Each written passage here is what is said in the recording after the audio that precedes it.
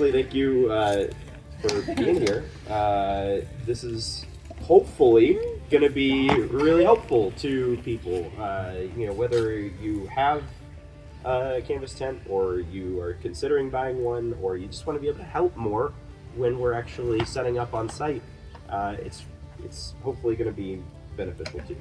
So I think that what we'll do is I will actually just personally walk through how to set up the smaller of the two, like just completely on my own, and just walk through every step of what I do. The very first thing that is really important for setting up canvas tents, I've found, is if there are multiple, having them labeled is great. I'm really glad we finally did that.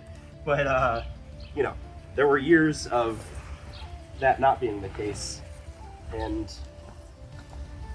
lots of regret involved. So what piece is that? So the very first thing you want to do is identify what your roof canvas is. And if you are not sure what it is, just laying out all the canvas is an option, but this one is really easy to identify because of the scalloped edges. Not all of the tents have that, but it's relatively obvious once you have it laid out which one is the roof versus the walls. I will lay out one of the walls just to show like how clear it is. I'll get there. Yeah, these walls are just like a flat sheet. But yeah, so Sam asked, how do we know which side's top and bottom? There's a little bit of nuance to that, and it's going to depend on the tent. But this one, you can tell because of two things. One, the center pole is reinforced on the bottom, so it is just visually different, bottom to top. But yeah, just make sure you got it laid out right side up where you want it roughly, and make sure you've got enough room for your stakes, because before we do anything else with the tent, we're going to put the stakes in the ground. And actually, I don't like how close it is to that tree, so I'm going to pull it, or the tree and garden over there. You will find that it's really hard to lay a canvas roof flat because, much like a fitted sheet, they're really not flat. It makes it a huge pain in the ass. But if you get it roughly squared out, close is good enough. You're not, doing rocket science here. With the stakes, honestly, metal stakes like this, I wouldn't go any smaller or weaker. Like, you will see lots of varieties of metal stakes, like online or at tent stores and stuff. Even these will bend, so like the skinnier ones, they're just garbage for actually holding a tent up. So yeah, Sam's showing some of the varieties that I have. But first thing we want to do with the stakes is mark out the corners. And there's not really an exact science to this, but each of your corners is going to have two ropes coming off of it. So you need to have two stakes for each of your corners. And basically what I do is I come out parallel or perpendicular, I guess, to one of the corners. I come out like 5 feet, and then I come in just a little bit towards the actual corner of the tent. Do the same thing, out and in a little bit. Now, when you're placing these, make sure that your the loop is facing away from the tent because that's going to hold your rope in place. If you have the loop facing towards the tent, it's just a little bit more likely that your rope is going to come undone. Go ahead and do the same thing with all the corners. They don't have to be exactly even, but you know, like I said, close is good enough in this case. One of the other notes about how you put the stakes in is it's good to have at least a little bit of an angle on the stake, basically angled away from the tent.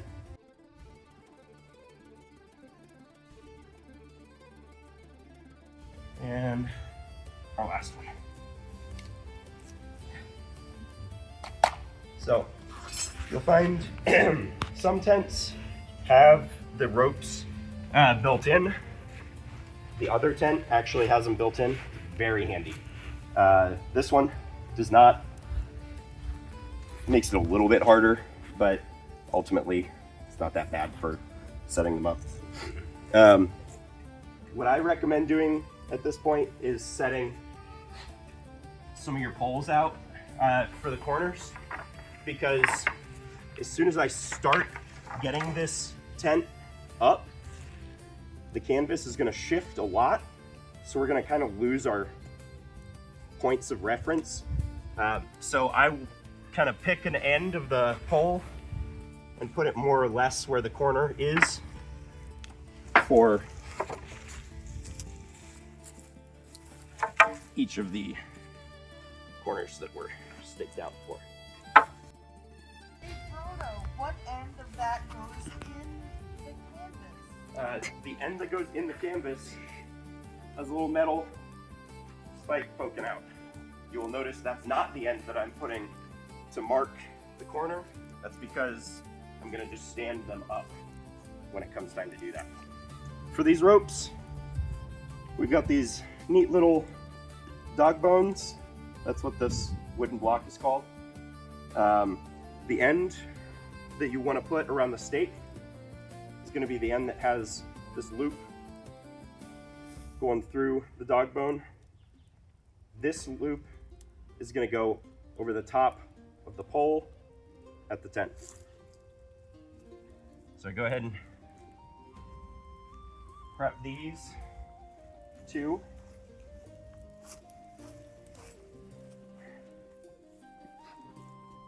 I've got my loops here.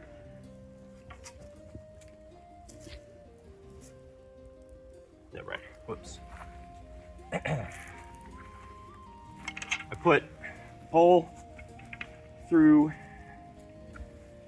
corner hole in the tent. I make sure the ropes are not tangled around the pole like they just were there, because that's going to cause problems. And then also inside this particular canvas tent and many others is a rope that goes around the entire perimeter of the tent. This rope is for hanging the walls. So again, you want to try to make sure that that is on the outside of the pole and not going to tangle in with what you're doing in setting up the tent. So now that I have this actually roped on, I'm just going to stand this corner up. Brodo, does it matter if the ropes go on top of the canvas or under the canvas when you put them on the little pole? On top is definitely the way to go with these tents. I haven't necessarily seen a tent where it would make sense for the rope to go under, but yeah. And why do you do it that way? It's going to mess with the water repellency.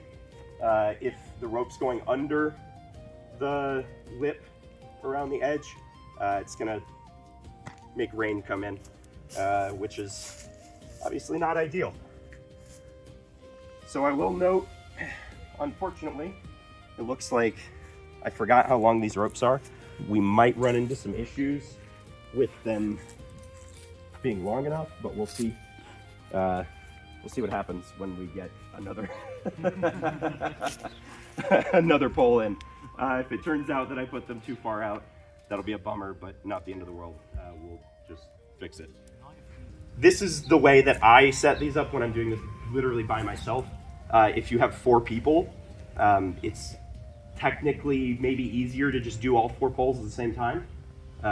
But I like to be able to be self-sufficient, and this is a way that you can do that technically. So I get the stakes all the way in the ground. That's an important note. I don't do that initially just because I have to come back around and do the ropes, but yeah, before you're done, you want to make sure they're all the way in the ground so they're not trip hazard or broken foot hazard. So with my ropes in place here, I kind of mark the point that I'm going to put the pole with my foot. Make sure that everything is not tangled, not wrapped up in there. And then I stand this up and might not have to move these. Although, admittedly, I'm just going to go ahead and do them anyway. Scoot them in just a little bit because it looks like I might have messed that up. So, if you keep tension on the rope, you can do this without needing to take everything back down. But if you let the tension go, you have a falling over tent, which is not ideal. Don't worry too much about this all being perfect right off the get-go, because you're gonna have to do a little bit of adjusting as you go anyway. So the first steps are just getting the tent out, basically. So you're gonna adjust them anyway, but it's better to have them closer than perfect, Well, right? so it's not necessarily better to have them closer. You want to have the lines out as far as they can go, but you do want to make sure you have enough slack that you aren't fighting the ropes, because ideally, as we get this tent set up further, we're able to tighten this using the dog bone. But if they're all fully taut out, you won't have that option, and that's going to be a little bit problematic for you.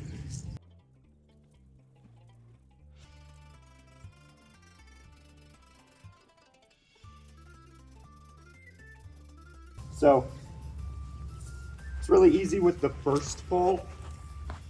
Second pole is typically okay.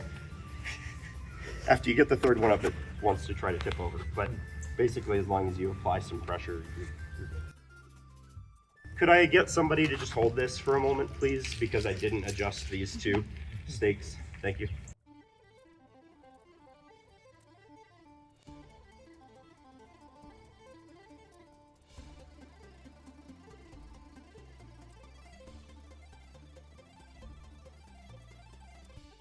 With all 4 poles up, it's starting to look like a tent.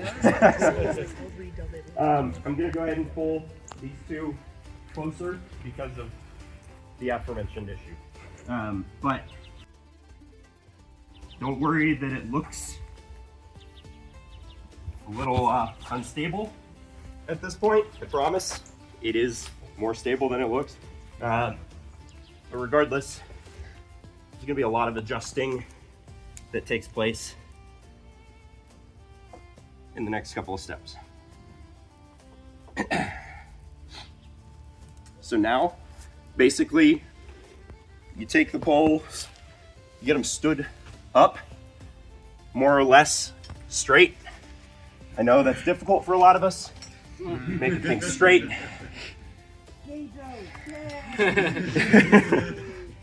But then you apply some tension to the pole, or to the ropes, and it'll stand up. There might be some slight adjustments that have to be made in the placement of the foot of the poles, but You want to leave a little bit of slack. Thank you for that question.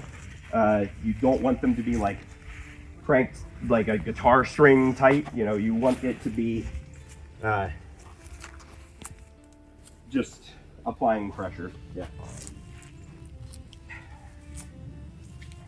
So as I am adjusting the foot of the poles slightly, all I'm doing is trying to keep the pole vertical while creating a relatively tight pull from pole to pole.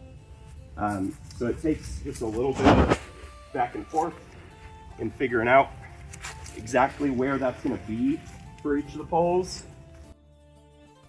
But you do that by kind of independently tightening the two because, you know, they're pulling in different directions.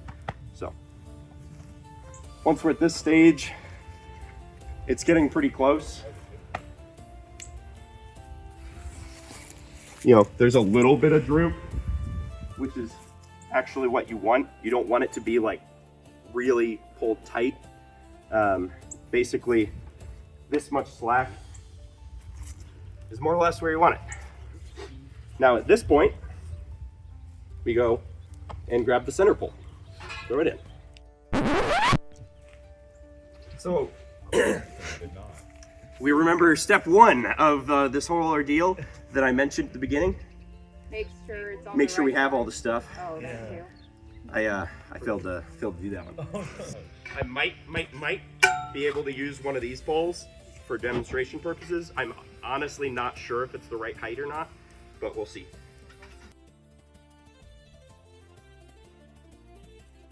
Oh!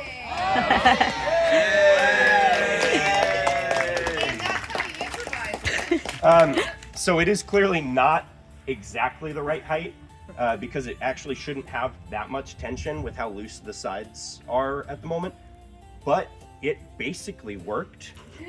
And honestly, that's how most things end up going when you're camping. Something goes wrong and you find something that mostly works. And if this needed to be a little bit shorter, I would do that a couple more times. Or if it needed to be a little bit taller, I'd find some rocks. So, Or some scrap wood, perhaps. Yeah, Those yeah. ones laying around. So, yeah. Teaching everybody about improvising here, I guess. So, now that this is set, like, your tent's almost there. The rest of the poles and like ropes and stakes, they are important, but ultimately your corners are absolutely the most important. So like if you are in any sort of rush, making sure this part is done well is really the most critical to having your tent not fall down in a storm. So I would just spend a minute going around and making sure that everything looks good. And by that I mean like there's no tangled ropes or canvas that's like tucked funny and like creating a weird pinch point. So basically just don't skip on this part here. Once you have that, you can start getting your wall poles out. And there are many different ways to do your wall poles and stakes. It's really a personal preference thing, but I'm going to show you the way I tend to do it to make your tent more accessible. So, same thing as with the corners. You've got little grommets. You stick these through, and the handy thing is that now that the corners are all tensioned, these will just stand up on their own. Sometimes if I'm setting up a tent just like for an event that's just lasting one night and this is just like a hangout area, I won't even bother with the wall tent or the wall poles because it's ultimately not critical to the structure of it. But for something like Drachenfest, where we're there for a week, having more poles, more anchor points is going to help you for storms. And you don't want to skimp on anything that might end up in a storm. And my advice is just to always assume it's gonna storm, because you never know. And you don't want to be running to your tent with 20 minutes before the storm hits and like trying to secure things and being frantic. You know, it's just not a good situation. Thank you, Sam, for helping with this. I will say, I mentioned there's like a couple of different ways you could do this. I tend to try to minimize the number of ropes and stakes where your entrance is going to be to a tent. So I will often say this is going to be the entrance. I will often actually just tie these to these stakes over here, if the ropes were long enough. But because you know, I'm just demonstrating with this, you know, basically the best way to set up a canvas tent. I would not recommend doing that with more than one side. Again, you're just limiting how much anchor you have. So it might be tempting to just pull these out straight. However, I have found that you really want to follow the ridge or center line down to the pole that you're connecting to, and then come straight out from that rather than perpendicular to the tent itself. And again, I don't recommend tightening these very much until you have all of them in place. Once you have them all in place, you kind of go around and tighten them, you know, very little, one by one, because otherwise you're going to end up with one wall tightened too far, and then it creates like a lopsided situation that is going to make your tent less water resistant, which is kind of one of your main concerns when you're setting up for a long event. Very lucky to have soft ground today. This is making the stakes very easy. I don't know, I feel like I often end up needing big sledges for setting up tents at some events. So you'll see I've got this one here, but I will often have to break out this. So I don't know, not everybody needs to have an 8-pound sledge for their stakes, but sometimes sometimes you do. So from here it's really just rinse and repeat, more of the same. Attach your loop, pull it out more or less straight from the center.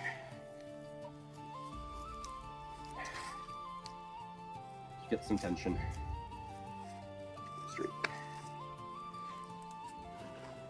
Is any more questions? Because this is just going to be more of the same for a couple of minutes. Actually, yeah, you mentioned keeping a little bit of slack. You don't want too much tension. Yep. Why is that? Because if you have everything tensioned really tight, there's zero forgiveness in you know, your error for not having everything square and straight. It's much better to have a little bit of slack when you're setting up before, you know, final tensioning, because if you have something tensioned tight at the beginning, you're then not allowing yourself to have any room for error later. You don't have that wiggle room. Yep. I see. Yes. Okay. Thank you. Yeah. Thank you for very pertinent questions.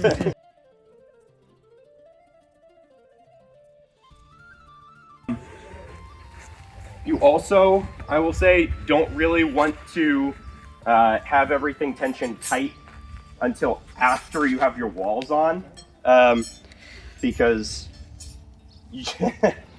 trying to add the walls when everything is tight adds a lot of difficulty to hanging up the walls. Honestly, it might even be easier for some tents to set up the walls, like the physical canvas for the walls, before you put up the poles, just so the poles are not in your way. But I find with some tents that it is easier to do when everything has, some support. It's really just going to depend on your tent. So I'm almost done with that. I'll start with the canvas walls next. Feel a little bit bad that like almost everything that I have said has a little bit of variability depending on your tent.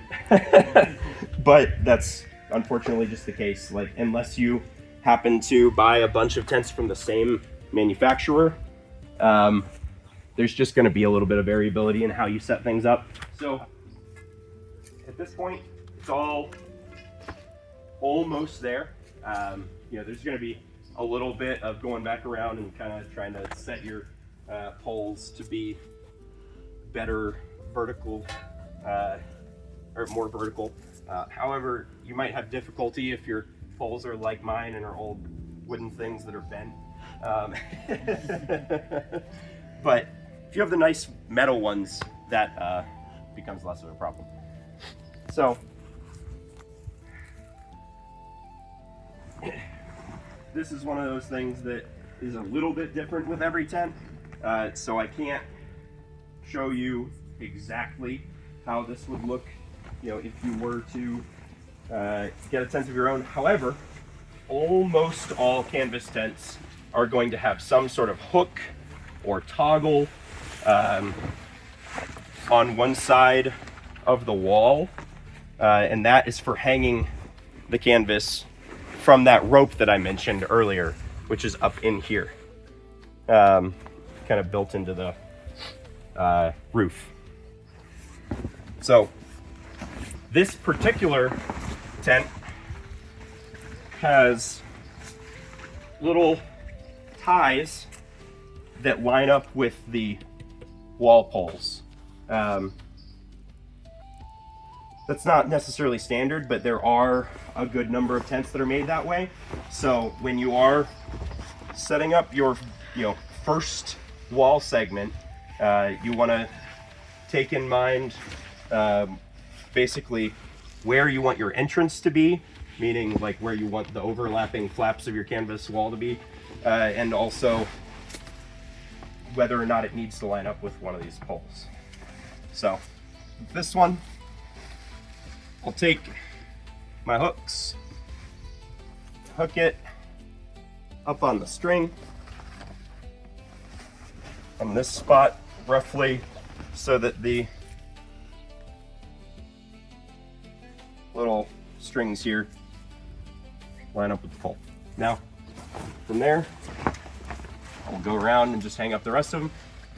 And I find that it's best to have your canvas go around the outside of your poles, just to keep everything more contained. It's also just going to be a little bit more structurally safe in in high wind conditions. But I'm sure that, like most things, there's a little bit of personal preference to that, and you can probably get away with putting the poles on the outside of the tent if you prefer. So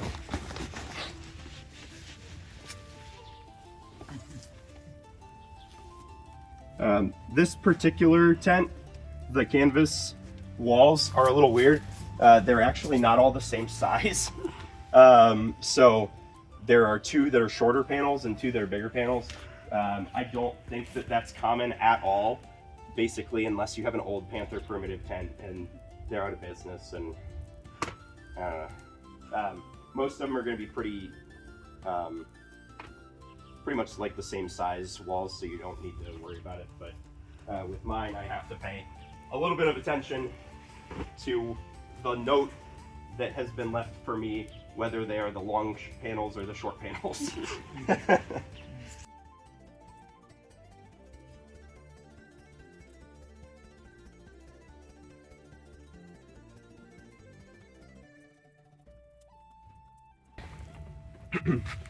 How it works will be a little different again with all tents. However, basically any tent with canvas walls is going to have it set up so that the panels overlap a little bit, like these do. Sorry, Fee. I'm going to come through.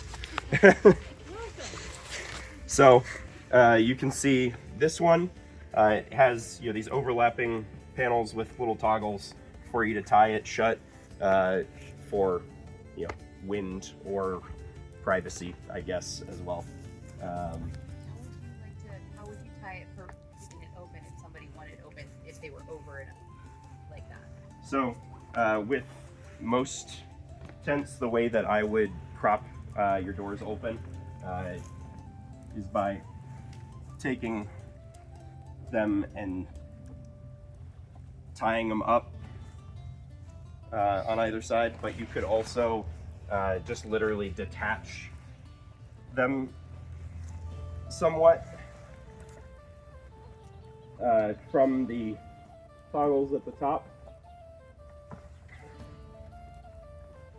and fold them over, hang them back up on the inside, so that you've got a little open doorway. But it's really a choose your own adventure situation. So, but basically, once I have all the walls up, which again, I'm not going to do all the walls because that feels just like more work than I want to do.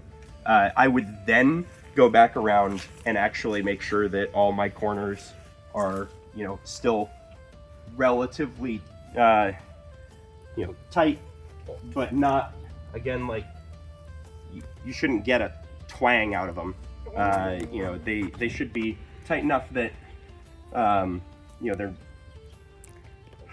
standing straight, but not like pulling flat sheets on the sides. Because if you're like pulled to where all the canvas is like flat, tight, it's just putting unnecessary strain on your canvas at that point.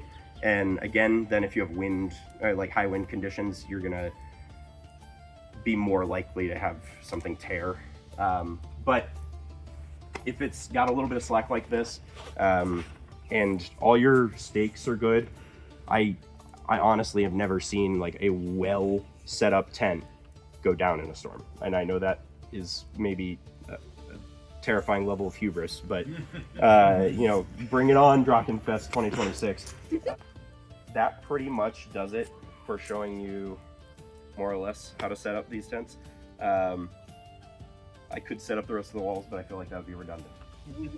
And also just a lot of work that I don't feel like doing at this point. Yay! Good job! Thank you!